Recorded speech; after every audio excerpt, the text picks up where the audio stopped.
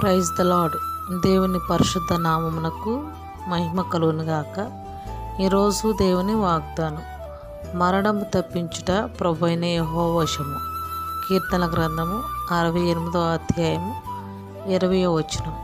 మన ప్రభువును ప్రియరక్షకుడైన యేసుక్రీస్తు పరిశుద్ధ నామంలో ప్రతిరోజు వాగ్దానం వింటున్న నా ప్రియ సహోదరి సహోదరులకు హృదయపూర్వక వందనములు తెలియజేయుచున్నాను. ప్రియులారా, గత 13 రోజులుగా వాగ్దానం మీతో పంచుకోలేకపోయాను. కారణం, ఈ నెల 16వ తేదీన మా పెదనాన్నగారు ప్రభునందు నిద్రించారని తెలిసి నూజివీడు బైక్ పైన ప్రయాణం చేస్తున్నప్పుడు మాకెదురుగా వస్తున్న వాహనం మాకు తగలటం వలన వెంటనే మేము క్రింద పడిపోయాము. పెద్ద బాబుకి చిన్న బాబుకి ఎటువంటి గాయం కాలేదు. నాకు మాత్రం తలకు గాయమైంది. ఎడమ చేతి ప్రక్క భాగంలో గాయం కావటం జరిగింది. అందువలన వాగ్దానం మీతో పంచుకోలేకపోయాను.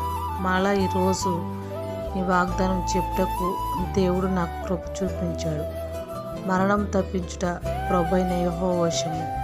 దేవుడు భయంకరమైన ప్రమాదం నుండి తప్పించి సజీవురాలుగా నిలబెట్టినందుకు దేవునికి నా హృదయపూర్వక వందనములు.